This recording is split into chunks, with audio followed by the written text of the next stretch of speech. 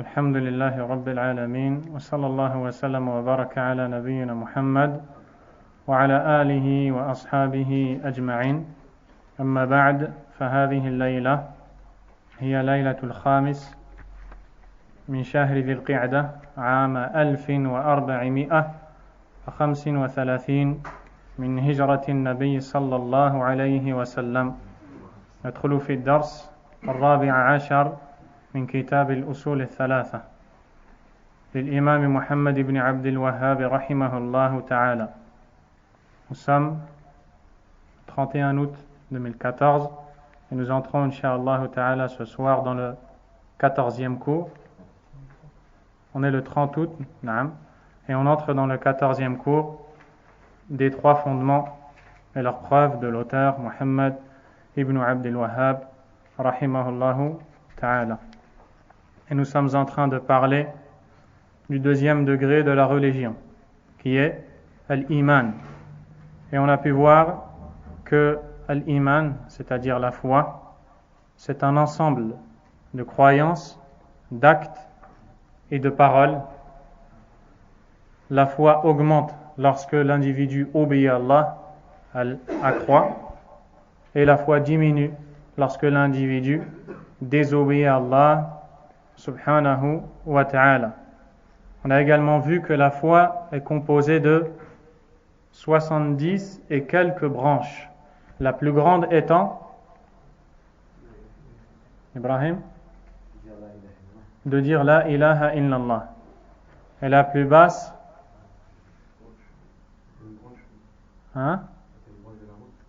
doter de la route ce qui est nuisible pour les passants. Et on a vu qu'il fait partie de la foi la pudeur. Est-ce que vous vous souvenez ce qu'on a pu comprendre de ce hadith par rapport à la foi, Abdullah? Le fait de dire la ilaha illallah, c'est une parole, c'est-à-dire l'iman, la foi, c'est une parole, et une croyance du cœur, c'est le fait de la pudeur, et l'action, c'est le fait d'ôter de la route quelque chose d'invisible. C'est-à-dire qu'on a vu qu'il fait partie de la foi, ou que la foi, est composée d'un ensemble de trois choses qui sont des actes apparents faits par les membres, des actes intérieurs qui viennent du cœur et des paroles qui sortent de la bouche, qui sont prononcées par la langue. Et dans ce hadith-là, le prophète sallallahu alayhi wa sallam fait allusion à ces trois choses quand il dit la plus haute branche de la foi, c'est de dire la ilaha illallah. C'est donc une parole. La plus basse branche de la foi, c'est d'enlever de la route ce qui gêne les passants. Et ça, c'est un acte. Puis il dit, il fait partie de la foi, la pudeur. Et la pudeur est une chose qui à la base vient du cœur et qui se traduit par un comportement, par des actes. Donc, ce hadith, malgré la petite quantité de ces mots, il est grand dans son sens et dans ce qu'il veut dire. On a donc vu que la foi est composée de 6 piliers. Qui est-ce qui me les cite? Vas-y, Akhi, rapidement, et tu lèves ta voix. Barakallahu fik. Faut croire en Allah, Naam. croire en ses anges, en ses messagers, en ses livres, au destin qu'il soit bon ou mauvais, et au jour de la résurrection. Le jour de la résurrection, dans l'ordre du hadith, est cité avant la foi au destin, qu'il soit bon ou mauvais. Vous allez voir après, Inch'Allah, qu'il y a une hikmah dans ce tartib, c'est-à-dire qu'il y a une sagesse dans cet ordre qu'a cité le prophète, sallallahu alayhi wa sallam, dans les piliers de la foi. Ceci étant dit, nous avons vu que la foi en Allah, qui est le premier pilier, le plus important, est lui-même composé de quatre points. Quels sont ces 4 points, Sofiane? Le premier point, c'est le fait de croire en l'existence d'Allah. Naam. De croire en l'existence d'Allah tabaraka wa ta'ala. Et on a vu qu'un certain nombre de choses prouvent l'existence d'Allah. Qui s'en souvient? Sofiane? La fitra. La fitra. Ensuite, la raison. Al-aql. Ensuite, les signes. les signes, et enfin, les signes c'est le ressenti. Ensuite, Quand on fait le Torah et que Allah il- ça c'est un exemple de signe. Les textes. C'est-à-dire qu'il y a 4 choses qui nous prouvent l'existence d'Allah Azza wa Jalla. La première, al-fitra, c'est-à-dire que c'est la nature saine. C'est-à-dire que tout enfant, quand il naît forcément dans la base. La base, c'est l'islam. C'est pour ça qu'un enfant, il est prédisposé à accepter l'islam quand il va lui être montré en détail. Il a les bases, c'est-à-dire il sait qu'il y a un créateur. Et il sait que ce créateur est au-dessus du ciel. Subhanahu wa ta'ala. Et j'ai fait le test une fois. Je me suis adressé à un enfant qui ne connaissait rien de tout ça. Et je lui ai dit, où est Allah Azza wa Jal? Il m'a montré le ciel avec son doigt. Et quand je lui ai dit, est-ce que c'est quelqu'un qui te l'a enseigné? Il m'a dit non. Je lui ai dit, pourquoi est-ce que tu me dis ça? Il ne savait pas répondre. C'est normal. Car il ne sait pas encore qu'en fait, il était dans la fitra. C'est-à-dire qu'il était dans la base. Deuxièmement, al-aql, la raison. Toute personne qui est douée de raison sait qu'Allah Azza wa Jal existe et ne peut pas croire que les créatures sont le fruit du hasard. Ce sont des choses qu'on a vues. Ensuite, al-shara', c'est-à-dire les textes, le Coran et la Sunna. Celui qui voit dans le Coran comment est-ce qu'Allah Azza wa Jal a donné des ordres et des interdits qui font vivre le serviteur, yarhamukallah, et le font réussir, celui qui voit la sagesse dans les ordres et les interdits d'Allah Azza wa Jal va voir que cette parole ne vient pas d'un homme et qu'il est impossible qu'elle vienne d'un homme. Il n'y a même pas de contradiction dans le Coran. Eh bien, les textes prouvent l'existence de celui dont ces textes émanent, l'existence d'Allah tabaraka wa ta'ala. Également, quand Allah Azza wa Jal nous parle de ce qui va arriver à ceux qui lui désobéissent, et à chaque fois on ne cesse de voir la promesse d'Allah sur ceux qui ont désobéi à Allah Azza wa Jal, et bien d'autres choses encore. Et enfin on a vu al-hiss. Et le hiss, c'est le ressenti, c'est-à-dire qu'il y a des choses que le serviteur ressent qui lui montrent l'existence d'Allah tabaraka wa ta'ala. Et on a vu 2 exemples. Lorsqu'il invoque Allah Azza wa Jal et qu'il lui réclame ce dont il a besoin, il voit que sans cause apparente, alors que la veille il n'avait rien, le lendemain il a tout. Il est convaincu que ça vient d'Allah Azza wa Jal.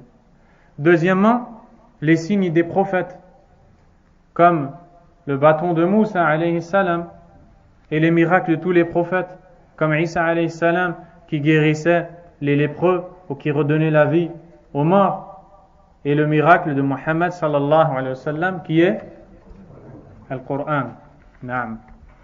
Ensuite on a vu, après la foi en l'existence d'Allah, la foi en Ar-Rububiyyah, la seigneurie d'Allah. La seigneurie d'Allah, le frère Ibrahim va nous la résumer rapidement et clairement. Fadlan. La seigneurie d'Allah, c'est tout ce que tous les actes propres à Allah Azza wa Jal, la création, la gérance et la subsistance, la subsistance. هذا هو. La seigneurie, Rububiyyah, ce sont tous les actes propres à Allah. Et si on voulait les résumer dans 3 choses, on aurait dit, qu'est-ce qui peut fermer la porte de la mosquée? Si on voulait résumer ces actes dans 3 choses, on dirait Al-Khalq, Al-Mulk, Al-Tadbir. La création, la possession et la gérance.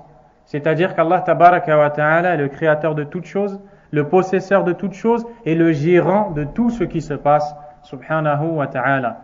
Entre dans ces choses-là le fait qu'il donne la vie, la mort, qu'il guérisse quelqu'un qui est malade, donne la maladie à un autre, guide une personne, égare, fait tomber la pluie, répond aux invocations, et toutes ces choses-là que seul Allah peut faire. Celui qui croit dans une de ces choses-là qu'un autre qu'Allah peut les faire, il a associé Allah dans quel domaine? Dans la seigneurie. Troisièmement, l'unicité d'Allah Azza wa Jal dans... Qui est-ce qui a parlé? Malek. Dans l'adoration.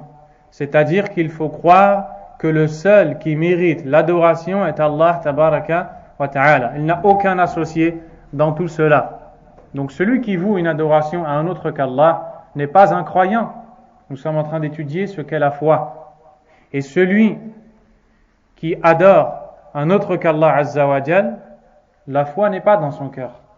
N'est-ce pas? Ceci est la définition de la foi. Chose qu'on a déjà vue. Et enfin, quatrièmement, la foi. Oui, Sam? La foi au nom et aux attributs d'Allah Azza wa Jal. En quoi est-ce que cela consiste, Issa? Car Allah il a les plus bons noms et l'attribut qui sort de chaque nom. Allah Tabaraka wa Ta'ala a les plus beaux noms et de chaque nom découle un attribut. Asma'ullah Azza wa Jal, a'lamun wa awsaf. Les noms d'Allah Azza wa Jal sont des noms propres et des adjectifs qualificatifs en même temps. C'est-à-dire que quand on dit qu'Allah Azza wa Jal est Karim, parmi les noms d'Allah, Al-Karim, ça c'est un nom, yadullu ala al-dhat, qui nous indique Allah Tabaraka wa Ta'ala. Et en même temps, ce nom par lequel on appelle Allah est une description d'Allah, wasfun, yadullu ala anna Allah hadhu karam. Une description qui nous enseigne qu'Allah Azza wa Jal est doté de la générosité, al-karam. Et c'est ainsi que l'on doit croire avec tous les noms d'Allah Azza wa Jal. Et quelle est la croyance des gens de la sunna dans les noms et les attributs d'Allah subhanahu wa ta'ala? On a fait ce qu'Allah a affirmé pour lui-même, sans rien nier, sans lui faire ressembler à quelque chose, et sans chercher le comment. Exactement. C'est-à-dire que le croyant affirme sur Allah ce que lui-même s'est affirmé pour lui, à travers le Coran ou la sunna du prophète sallallahu alayhi wa sallam. Lorsque tu lis dans le Coran qu'Allah Azza wa Jal a dit bal yadahu mabsutatan yunfiqu kayfa yasha, ses deux mains sont tendues, il dépense comme il veut. Qu'est-ce que tu dois croire? Quelle est ta croyance correcte devant ce verset? Tu dois croire qu'Allah tabaraka wa ta'ala a cet attribut qui est la main, qu'il a deux mains, puisque lui-même subhanahu wa ta'ala l'a cité dans ce verset. Et en même temps, tu ne dois pas faire ressembler cet attribut aux autres. Car la ressemblance dans le nom n'implique pas forcément la ressemblance dans la forme. Lorsque tu dis qu'un ours a une main et un homme a une main, est-ce que les mains sont pareilles? Non, le nom est pareil, mais la main en elle-même est différente. Ça, c'est entre les créatures. Eh bien, entre le créateur et la créature, à plus forte raison, min babi awla. Donc, tu dois croire aux attributs d'Allah Azza wa Jal, sans nier le sens, sans faire ressembler Allah Azza wa Jal à sa créature, et sans poser de questions, en disant comment est-ce que la main d'Allah est. Mais par contre, la chose que tu sais, c'est que tous les attributs d'Allah sont parfaits et n'ont aucun manquement. Allah Azza wa Jal a dit وَلِلَّهِ الْأَسْمَاءُ الْحُسْنَى فَادْعُوهُ بِهَا. Ce qui veut dire, et Allah reviennent les noms les plus parfaits, invoquez-le donc par ceci. Tu dois croire que ces noms sont parfaits, et de chaque nom découle un attribut. Donc tous ces attributs sont parfaits, tu l'invoques avec ces noms et attributs, et tu ne cherches ni à savoir comment ils sont, tout en sachant qu'ils sont parfaits. Subhanahu wa ta'ala. Beaucoup de sectes se sont égarés dans cette croyance, comme Al-Asha'ira. Al-Asha'ira, ce sont des gens qui se basent sur leur raison pour accepter ou rejeter des textes qui traitent des attributs d'Allah Azza wa Jal. Et ils voient qu'il faut utiliser la raison avant les textes.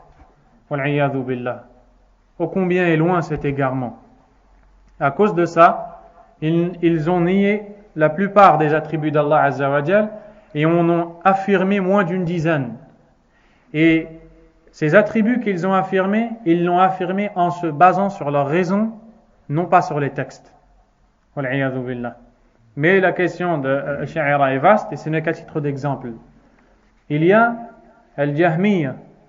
Al-Jahmiyya, ce sont ceux qui ont cru ni au nom d'Allah Azza wa Jal, ni aux attributs d'Allah subhanahu wa ta'ala. Ensuite, il y a ceux qui ont cru au nom et qui ont enlevé de chaque nom leur sens.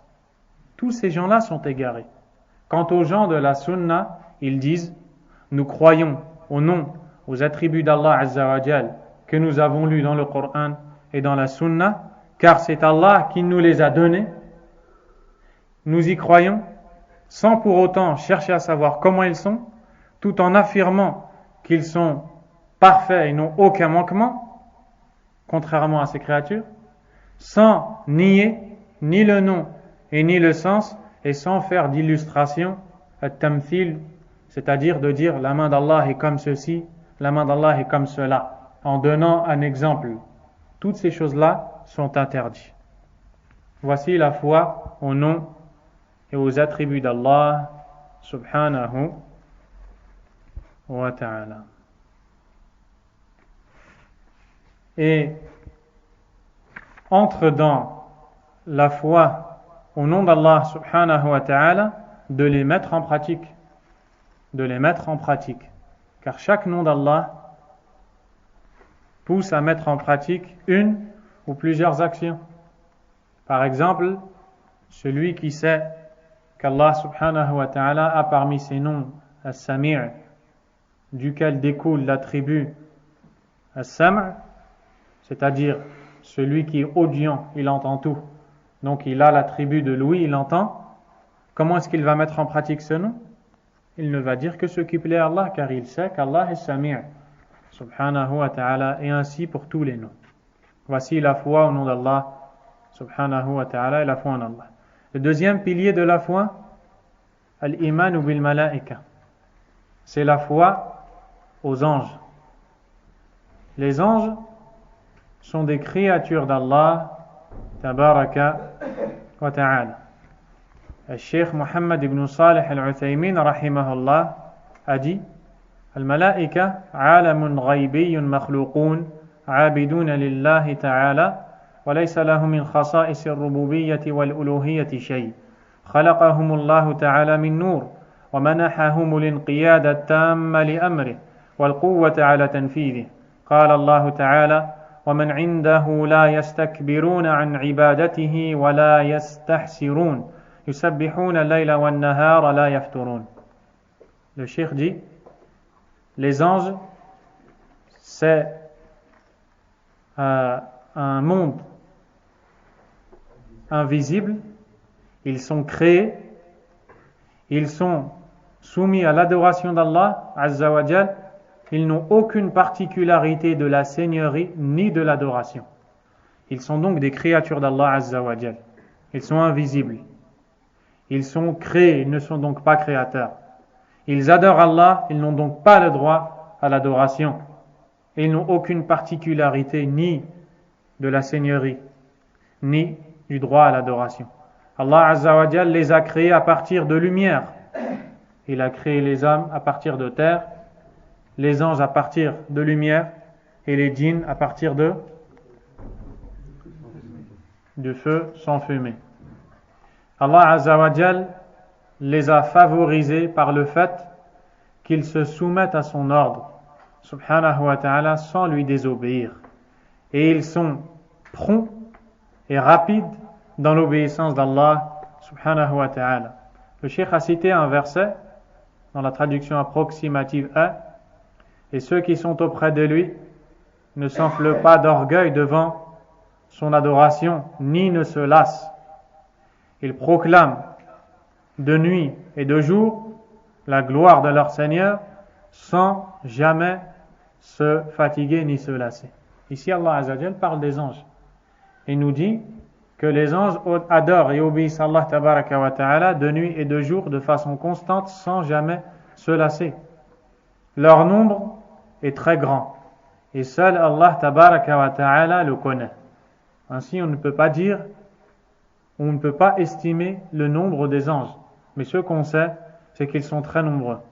Car l'imam al-Bukhari rahimahullah et Muslim ont rapporté selon Anas ibn Malik radiyallahu anhu dans l'histoire de l'ascension nocturne, fi qissat al-Mi'raj, lorsque le prophète alayhi salatu wassalam a été élevé sur le dos du Buraq, qui est la monture, et il s'est élevé sallallahu alayhi wa sallam, il s'est élevé jusqu'à être au-dessus des cieux, alayhi salatu wassalam.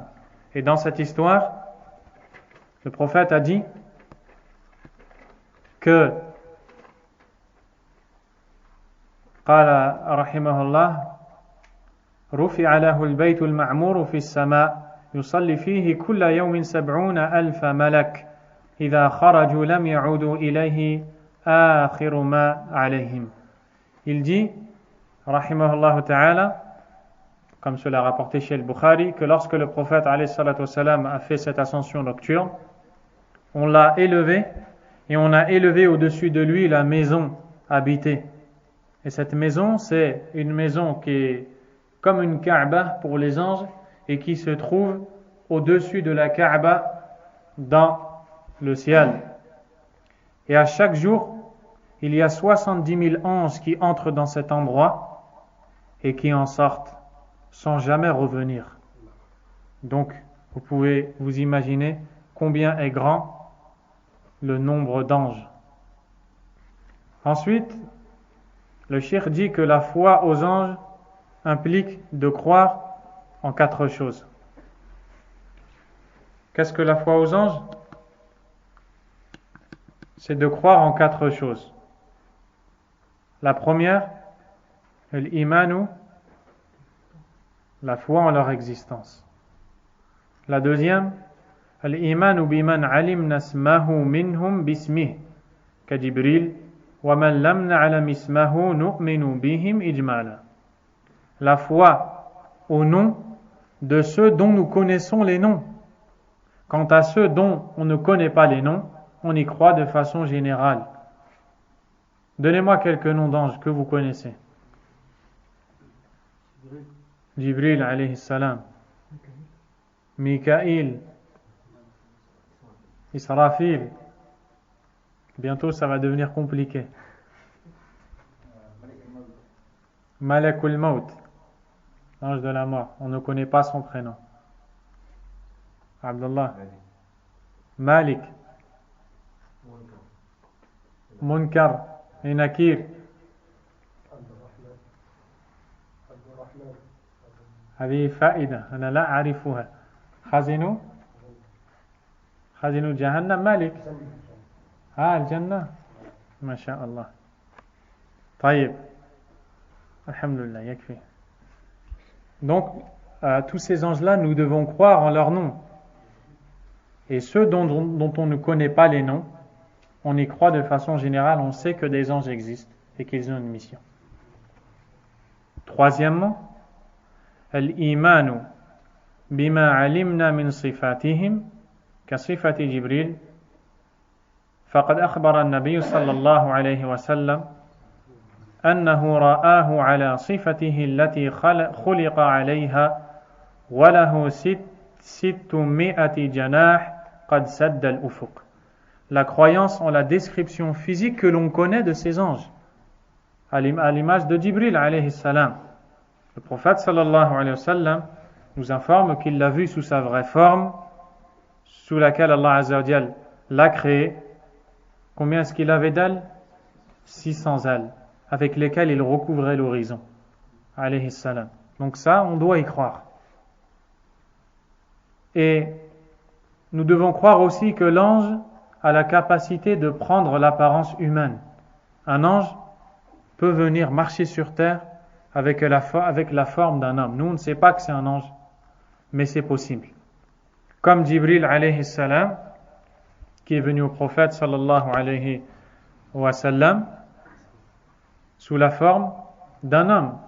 Dans quel hadith? Hadith Jibril, le hadith qui est connu de tous ou de la plupart. Un autre exemple dans le Coran, où un ange est venu voir quelqu'un sous la forme d'un homme. Ali, l'ange qui est venu voir Maryam, fatamathhala laha basharan sawiya. Allah Azza wa Jal nous dit que l'ange qui est venu voir Maryam pour lui annoncer qu'Allah Azza wa Jal va lui donner Isa est venu sous la forme d'un homme bien créé. Donc nous devons croire en cette information.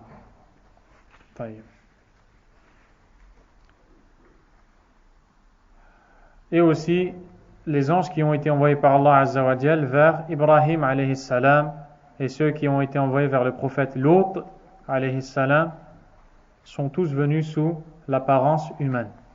Quatrième point qu'implique la croyance aux anges, al-iman bima alimna min a'malihim allati yaqumuna biha bi amri Allah ta'ala.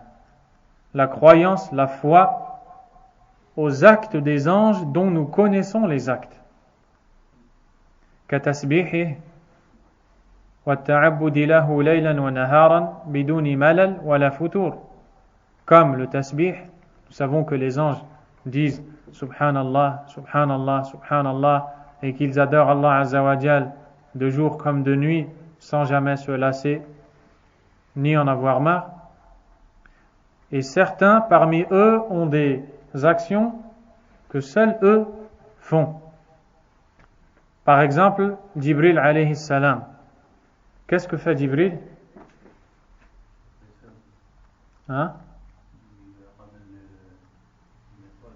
Jibril amène le message aux hommes, c'est-à-dire aux prophètes et aux messagers.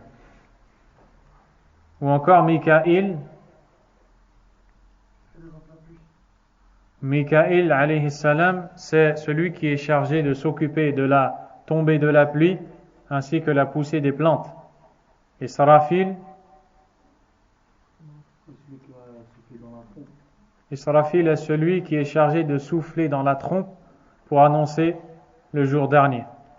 Ces trois anges sont les meilleurs des anges si Allah Azza wa Jal est les plus rapprochés. Pour quelle raison?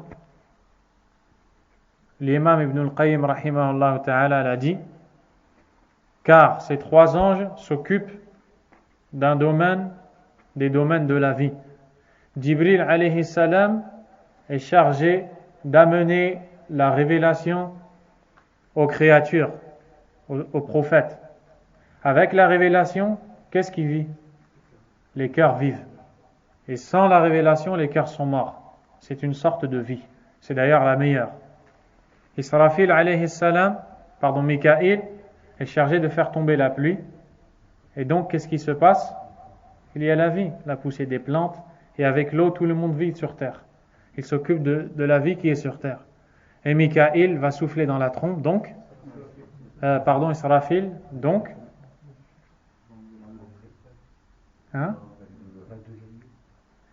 Naam, il stoppe la vie de ce bas monde, mais il amène la vie de l'au-delà. Donc, il s'occupe de la vie de l'au-delà. L'ange de la mort, son nom l'indique, n'est-ce pas? L'ange de la mort. Ensuite, il y a l'ange de la mort, que le frère vient de citer. Il y a aussi l'ange qui est chargé de l'enfer, c'est Malik. وَقَالُوا يَا مَالِكُ لِيَقْضِي عَلَيْنَا رَبُّكَ. Les gens de l'enfer diront, ô Malik, que ton Seigneur nous achève. Et Malik, c'est le chef des anges. Ensuite, en enfer, il y a 19 anges, comme Allah Azza wa Jalla dit, alayha tis'ata ashar. Il y a, pour s'occuper de ce feu, 19 anges. Il y a aussi les anges qui sont chargés de venir insuffler les âmes dans l'utérus de la mère qui est enceinte, comme dans le hadith d'Abdullah ibn Mas'ud radiyallahu anhu.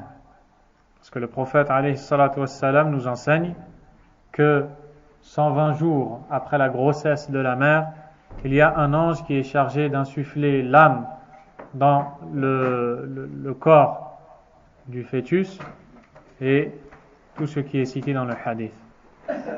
Il y a également les anges qui ont pour mission de surveiller ce que fait le fils d'Adam et de le consigner, que ce soit les choses bonnes et aussi les choses mauvaises. Alaykum salam wa rahmatullahi wa barakatuh. Celui qui écrit les bonnes choses se trouve à la droite, celui qui écrit les choses mauvaises se trouve à la gauche. Il y a également Munkar et Nakir qui viendront poser les questions dans la tombe de toute personne après son enterrement. La foi aux anges apporte des fruits. Quels sont les fruits qu'apporte la foi aux anges? Premièrement, العلم بعظمة الله تعالى وقوته وسلطانه فإن عظمة المخلوق من عظمة الخالق. La connaissance de la grandeur d'Allah Azza wa Jal, de sa toute-puissance et de l'autorité qu'il a sur ses créatures, puisque la grandeur de la créature indique la grandeur du Créateur, subhanahu wa ta'ala. Et si tu entends qu'un seul ange a 600 ailes avec lesquelles il recouvre tout l'horizon, et que cet ange... il y a aussi les anges qui portent le trône, notamment ceux du jour dernier. Ainsi, si tu vois qu'un ange a 600 ailes et avec lesquelles il recouvre tout l'horizon, tu vois combien il est grand. Mais pourtant, tu apprends que ce n'est qu'un simple serviteur parmi tant d'autres des serviteurs d'Allah Azza wa Jal. Que dire alors de celui qui est le créateur de ces 600 ailes, subhanahu wa ta'ala. Ça, c'est le fruit de la foi aux anges. Deuxièmement, شكر الله تعالى على عنايته ببني آدم حيث وكل من هؤلاء الملائكة من يقوم بحفظهم وكتابة أعمالهم وغير ذلك من مصالحهم. Le fait de se montrer reconnaissant envers Allah tabaraka wa ta'ala. Pourquoi? Parce qu'avec les anges, Allah Azza wa Jal prend soin de ses créatures. Si Allah Azza wa Jal ordonnait à l'ange Mikaïl de cesser de faire tomber la pluie, on serait tous morts. Et malgré nos péchés, Allah Azza wa Jal ne cesse de demander, d'ordonner à Mikaïl de faire tomber la pluie, de s'occuper de la poussée dont on a besoin pour vivre. Également les anges qui inscrivent les bonnes actions pour lesquelles on sera récompensé le jour du jugement dernier. Également les anges qui sont chargés, on ne les a pas cités, de protéger la créature d'Allah Azza wa Jal. Il y a des anges qui protègent par la permission d'Allah subhanahu wa ta'ala. Troisième fruit qu'apporte la croyance aux anges, mahabbatul malaika ala ma qamu bihi min ibadati Allah ta'ala. Le fait d'aimer les anges à cause de ce qu'ils font comme adoration à Allah Azza wa Jal. Car toute personne qui obéit à Allah doit être aimé par le croyant. À plus forte raison les anges, qui eux ne désobéissent pas à Allah subhanahu wa ta'ala. Certaines personnes égarées ont réfuté l'existence des anges en disant que, en vérité, les anges, quand on parle des anges, on veut par là montrer une force dans l'existence. Mais on ne dit pas que les anges ont un corps et qu'ils existent et qu'ils ont ce qu'Allah Azza wa Jal nous a décrit. Cette parole, c'est de la mécréance. Car Allah tabaraka wa ta'ala nous a cité dans beaucoup de versets que vous allez entendre, Inch'Allah, ce que les anges ont comme description. Par exemple, Allah subhanahu wa ta'ala a dit Alhamdulillahi fatiris samawati wal ard ja'ilil malaikati rusulan uli ajnihatin mathna wa thulatha wa ruba'. Toutes les louanges reviennent à Allah, le créateur des cieux et de la terre, celui qui a fait des anges des messagers qui sont dotés de 2 ailes, 3 ou 4. Donc ici, qu'est-ce qu'on apprend? Que les anges ont des ailes. Et eux disent, quand on parle des anges, on parle d'une puissance, d'une force qui existe dans la nature, mais qui est dénuée de tout corps ou de toute description. Aussi Allah Azza wa Jalla a dit وَلَوْ تَرَى إِذْ يَتَوَفَّى الَّذِينَ كَفَرُوا الْمَلَائِكَةُ يَضْرِبُونَ وُجُوهَهُمْ وَأَدْبَارَهُمْ. Et si tu voyais, lorsque les anges viendront faire mourir ceux qui ont mécru, en frappant leur visage et leur derrière. Qu'est-ce qu'on apprend ici? Que les anges frappent. Donc, s'ils frappent, c'est qu'ils existent, ils ont une forme. Également, Allah tabaraka wa ta'ala dit وَلَوْ تَرَى إِذِ الظَّالِمُونَ فِي غَمَرَاتِ الْمَوْتِ وَالْمَلَائِكَةُ بَاسِطُوا أَيْدِيهِمْ أَخْرِجُوا أَنفُسَكُمْ. Et si tu voyais, lorsque les injustes seront dans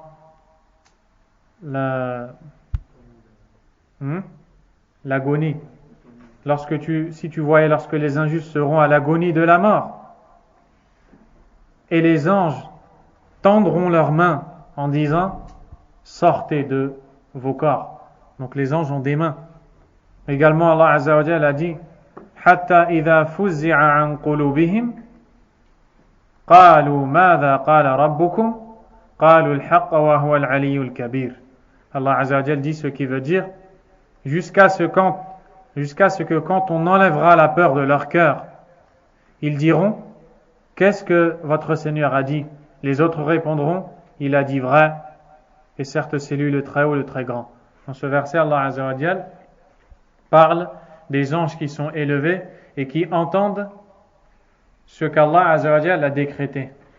Et quand ils entendent ce qu'Allah Tabaraka wa Ta'ala a décrété, ils sont foudroyés par la crainte d'Allah. Puis quand ils se lèvent et qu'on enlève la peur de leur cœur, les autres leur disent qu'est-ce que vous avez entendu? Qu'est-ce qu'Allah Azza wa Jalla a dit? Et ensuite ils se mettent à leur dire ce qu'Allah Azza wa Jalla a entendu. Qu'est-ce qu'on apprend de ce verset? Que les anges ont des cœurs. Également, Allah Azza wa Jalla a dit au sujet des gens du paradis وَالْمَلَائِكَةُ يَدْخُلُونَ عَلَيْهِمْ مِنْ كُلِّ بَابٍ سَلَامٌ عَلَيْكُمْ بِمَا صَبَرْتُمْ فَنِعْمَ عُقْبَى الدَّارِ.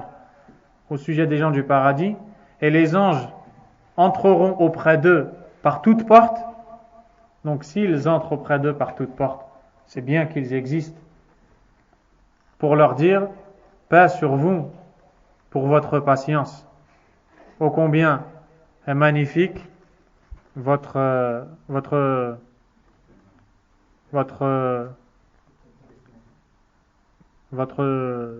demeure, votre demeure dernière.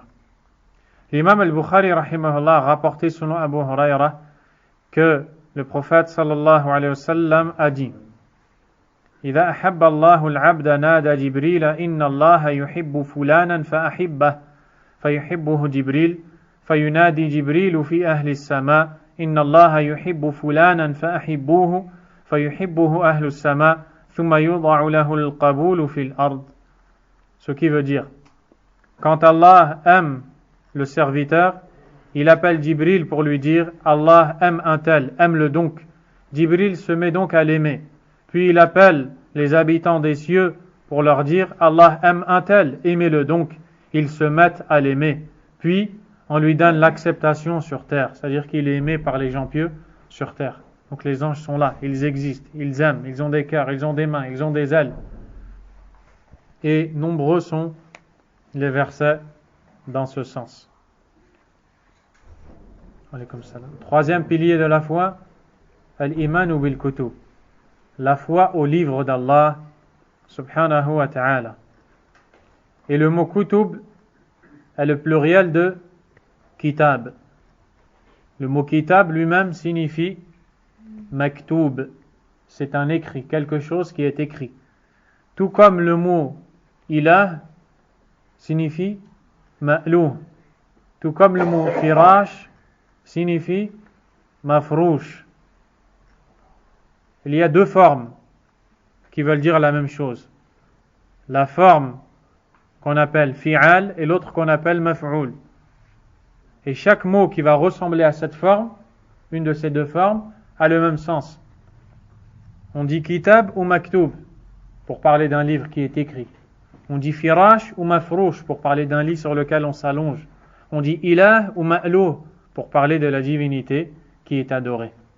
Al-kitab, c'est ce qui est écrit.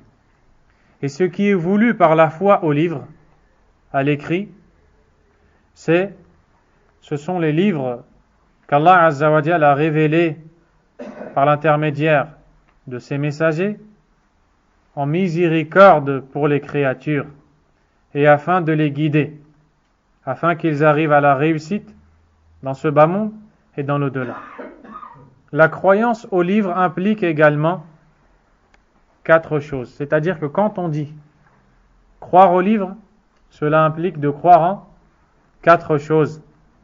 La première chose, al-imanu bi anna nuzulaha min indillahi haqqan. Alaykum salam. La foi que ou la croyance que ces livres sont descendus de la part d'Allah Azza wa Jal en toute vérité.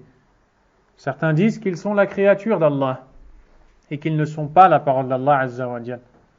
Les livres sont révélés par Allah subhanahu wa ta'ala et c'est Allah tabaraka wa ta'ala qui les a fait descendre. Par exemple, Allah Azza wa Jal a dit Inna anzalna ilayka al-kitaba bil haqq fa'budillaha mukhlishan lahu ad-din. C'est vers toi que nous avons fait descendre le livre en toute vérité. Adore donc Allah, lui vouant le culte exclusif. Subhanahu wa ta'ala.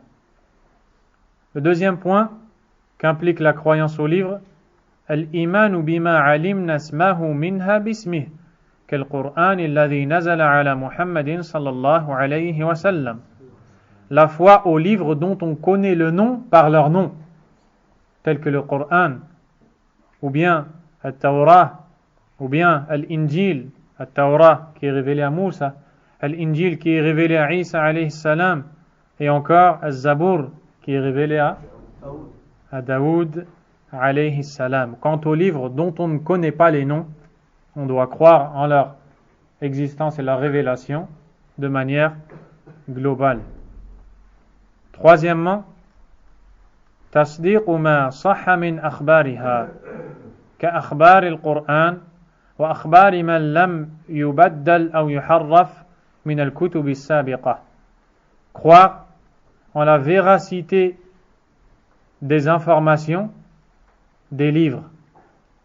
Le Cheikh rahimahullah a dit ما صح من أخبارها يعني بهذا غير القرآن أما القرآن فكله صح وغير القرآن حرف فما صح منها يصدق. Il dit que l'on doit croire en la véracité des informations qui sont véridiques dans ces livres. Puis il dit tel que le Coran. Il met le Coran en premier car le Coran tout entier est véridique. Et les autres livres, dans les autres livres, ce qui n'a pas été altéré et déformé.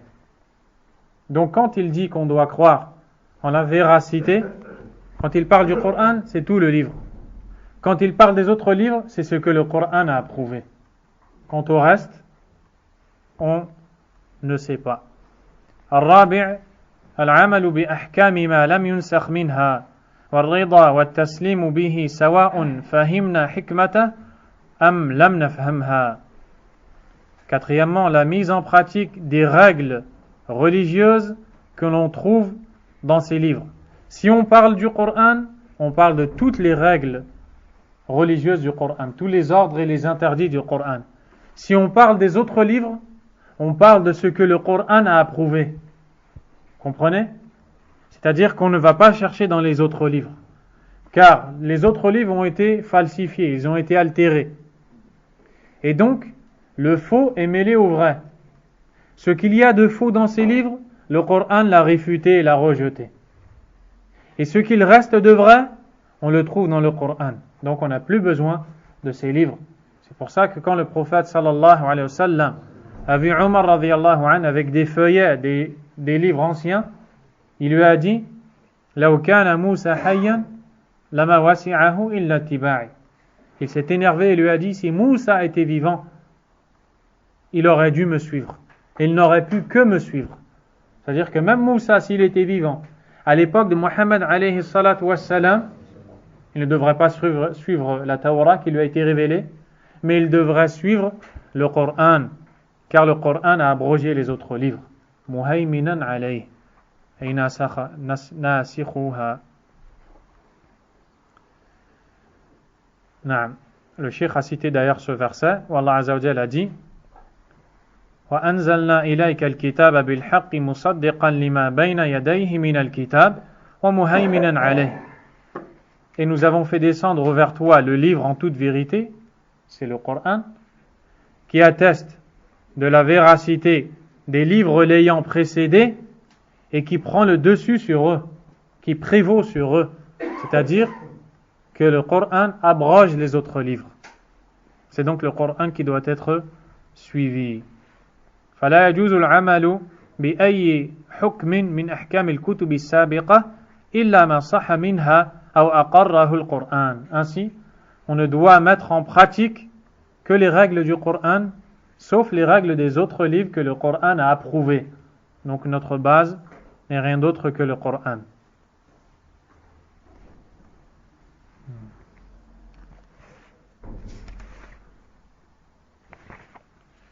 On va terminer avec les fruits de la foi au livre. Al-imanu bil-kutub yuthmiru thamaratin jalila minha. Voici les fruits de la foi au livre. Premièrement, العلم بعناية الله تعالى بعباده حيث أنزل لكل قوم كتابا يهديهم به. Le fait de savoir qu'Allah a pris soin de tous ses serviteurs, du fait qu'il leur a révélé à chacun un livre pour les guider, car chaque peuple a reçu un livre. Deuxièmement, العلم بحكمة الله تعالى في شرعه حيث شرع لكل قوم ما يناسب أحوالهم. La connaissance qu'Allah Azza wa Jal est sage dans sa légifération puisqu'il a légiféré à chaque peuple ce qui lui convient. Il a légiféré à chaque peuple ce qui lui convient. Subhanahu wa ta'ala. Allah Azza wa Jal a dit لِكُلٍّ جَعَلْنَا مِنْكُمْ شِرْعَةً وَمِنْهَاجًا. Allah Azza wa Jal dit ce qui veut dire et à chacun nous avons donné une législation et une méthodologie à suivre. الشرع الكتاب والمنهاج النبي الذي يتبعونه. C'est-à-dire qu'à chacun il y a un prophète à suivre et une législation d'Allah tabaraka wa ta'ala. Voici le résumé de la foi au livre d'Allah Azza wa Jal et on reprendra la semaine prochaine avec la foi au messager. Wallahu a'lam wa sallallahu wa sallam wa baraka ala nabiyyina Muhammad wa ala alihi wa sahbihi ajma'in. Subhanakallahumma wa bihamdik ashhadu an la ilaha illa ant astaghfiruka wa atubu ilayk.